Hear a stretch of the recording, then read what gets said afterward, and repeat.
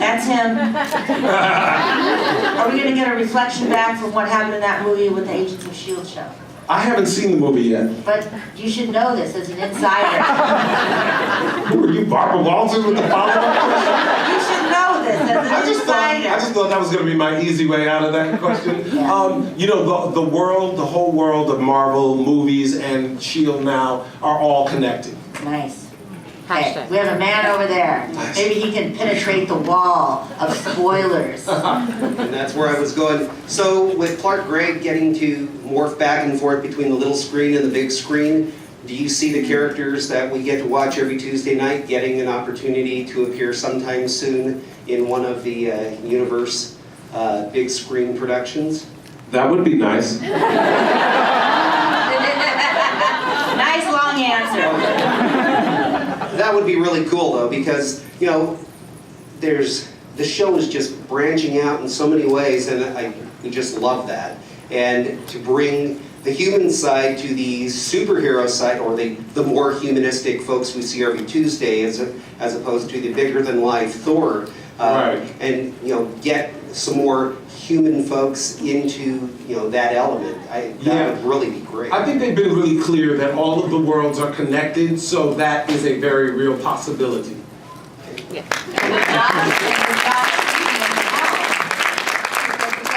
Exactly. So, but you know, I don't know anything about that. Okay, good. Personally. Nope. Yes. Oh, hi. What's your name? Danae. I'm really excited right now. How are you? I'm good. I'm really excited. All right. Thank you for coming. Yeah, thank you for coming.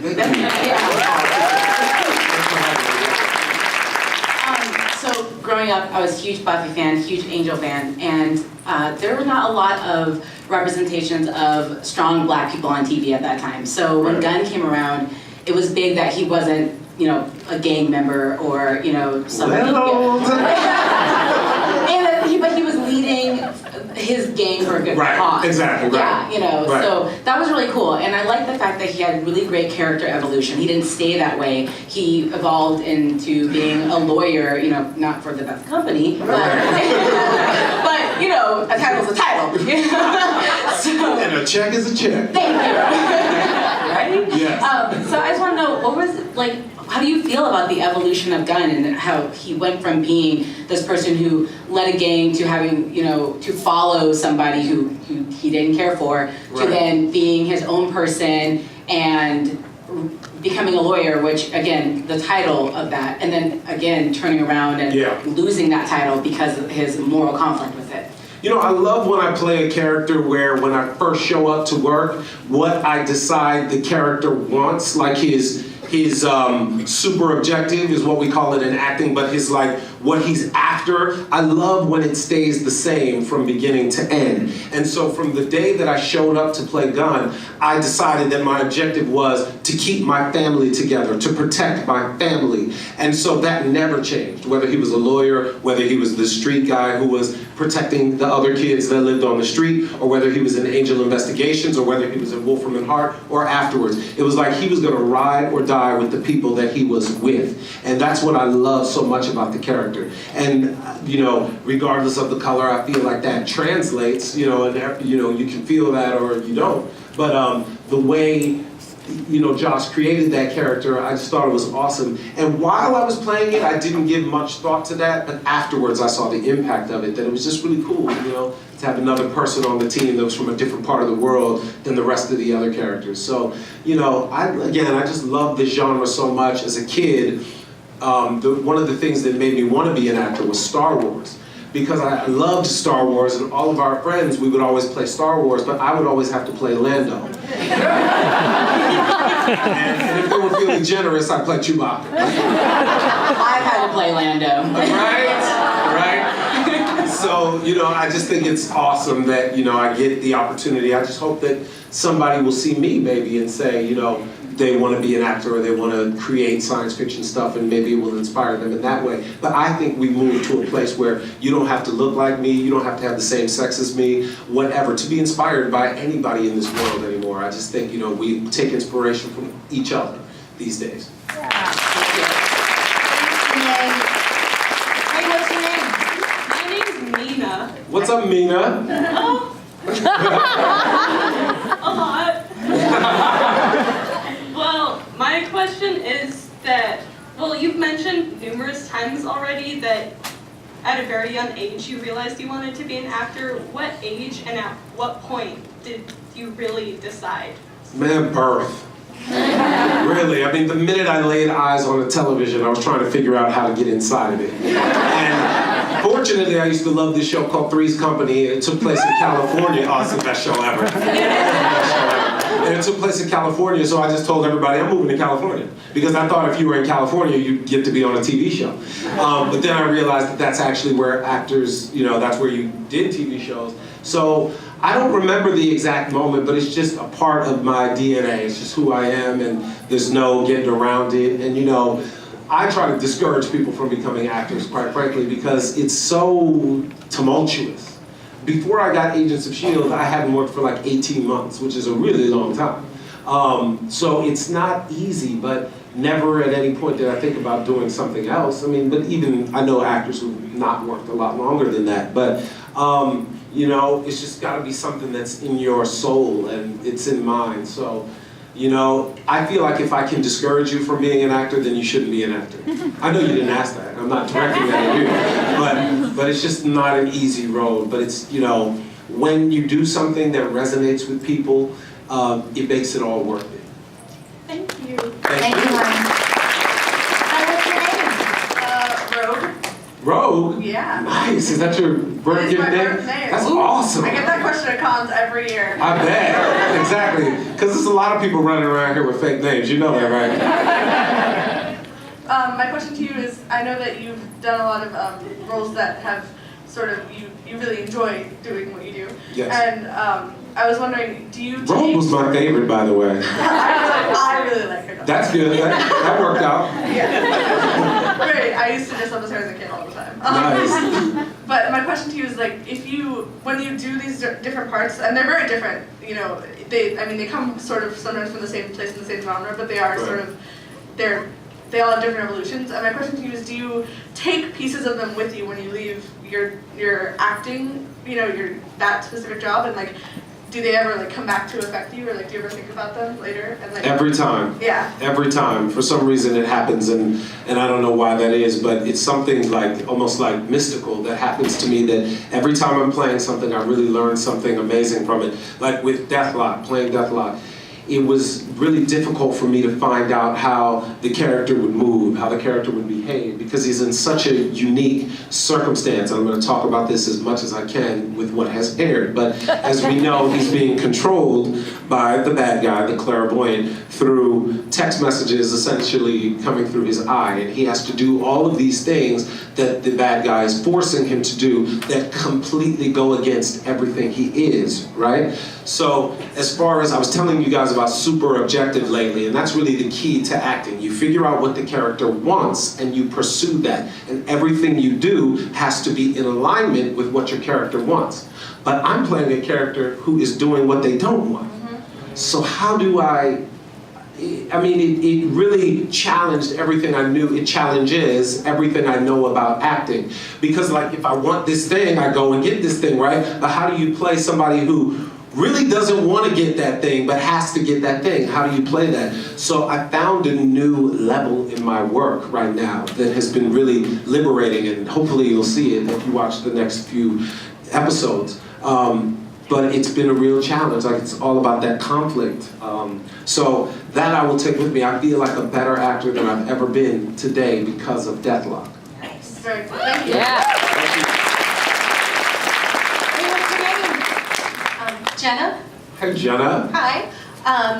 I gotta say, we're always, in our family, when we see your name pop up in the credits, we're always very excited. Oh, thank you. But I also follow you and a few other actors on social media, and I've gotta say, you are more personable than pretty much anyone else that I follow as far as celebrity. Because I fear that my Twitter page and stuff is super boring. I worry about that. I don't worry about it. But He actually got back to me. I couldn't believe it. I wrote, "What do you want me to ask you at Comic-Con?" And what did I say? Anything you want, I can talk forever. But thank you. I really appreciate that. Thank you so much. And listening listening to you talk, is that from your parents, from that just wonderful personality? You know, most other celebrities don't respond to they don't actually have conversations with their fans on Twitter, but you do. I've had a couple, and it's like, wow, this guy is real. Thank you. Thank you very much. You know what my friends say? They say all somebody has to do to get you to respond is to compliment you. You always respond to compliments, and I'm like, you know what? I do. I do. If something nice is said and it's really nice, I will always respond just because that's so nice, and I want to let the person know that I appreciate what they're saying, because you know, people throw little things at you here and there online, and it's funny because I never really dealt with any sort of negative tweets before, but you know what I do now? I ignore them. You know? Just don't pay any attention, because if you throw some energy that way, you're just creating more of that negative energy in the world. So I just always respond to, when people give me love, I give it right back, and that's just who I am, that's how I live. And I guess that kind of goes back to my father. You know, my father is that kind of guy, so. Yeah, thank you. Next up, what's your name? My name's Jenny. Hello, Jenny. Hi. I actually had a two-part. First of all, I wanted to say I've always been a fan of Angel and Buffy, and so my sons, when they were old enough, we started with Angel and Buffy. And How old is old enough? I don't know if I want to answer that. Okay, yeah. It's a toss-up. They're 12 now, and I they've think been that's watching fine. it for about 5 years. Oh. So, but they love science fiction and anything like that. And Nice. one of their favorite characters in Angel was actually you. Oh, nice. And because of that, they were super excited when they started watching Marvels when it started, Agents of S.H.I.E.L.D., and that you were in it. They were super excited, so I just want to say that, because they're not here to say it themselves.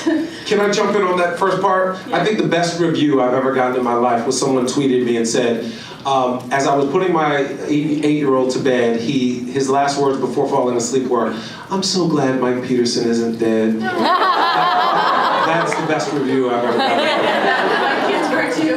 But my question for you is, when Angel ended, it was kind of left very open-ended, and Yes. I wanted to kind of get your feeling on how you felt about the way the show ended. Like, I loved it. It's been controversial. Somebody else loved it. Sweet. A lot of people were not happy with it, and that's fine, you know. But I loved it because I think it was really just talking about how even if you know you're gonna lose your battle, whatever you think is right, you just keep fighting. And I just love that message, you know? Even when the whole world looks like it's against you and there are 40,000 on the left and 40,000 on the right, you just go out blazing. And I love that message. It was a very good ending. I loved it. Thank you. But I'm not mad at people who didn't like it, because I understand. You know, some people want resolution, and I want resolution on some of the shows I watch too. I'm still mad about. I'm not gonna say. Yeah. But yeah. So thank you. Okay, thank you. If that red light went off, I'd say. Hi, what's your name? Hi, I'm Mark. I'm from Montreal, so I hope we see you out east sometime. It'd be great to see you there. So, the question I have for you is, you and Amy Acker were amazing on screen together. Thank you. I love her. That's actually been confirmed.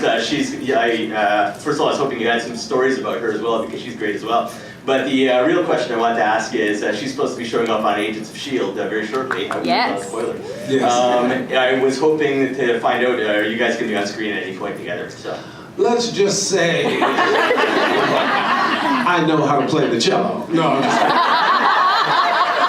her character's the cellist. No, I'm not. I shouldn't answer that. She is fantastic. She's, you know, she's a real lady. You know what I mean? Like, she's a lady. She carries herself so beautifully, and she's so talented and beautiful, and she's, you know, just an amazing human being. Again, she's everything you think she is and everything you want her to be. So I can't speak highly enough about Amy. Thank you. I did send this one tweet after watching Much Ado About Nothing, where I really was like getting jealous when Alexis was kissing her in the movie, and I was like, is this normal? Like, I'm jealous. Our last question. Good afternoon. Good afternoon. What's your name? I go by Strong, it's my last name. Nice. I like that. So the last two gentlemen actually kind of give you a nice segue into my question. When you did the episode in Angel where you went to the doctor guy and said, make my implant permanent, make these skills I have permanent. Oh, skills. I was going to say, did you know at that point that the plot line would end up that your character would have a hand in killing Fred? No clue. None whatsoever. No, I didn't even see it That break coming. your heart too? It did, yeah. I didn't even see it coming. I didn't even see it coming. No, not at all. Wow. And I was so bad. How could God do that? She had it coming. I'm joking. And she was dating Wesley at that point. Yeah. All right, everybody put your hands together for Mr. Thank you. Thank you very much. Thank you for coming.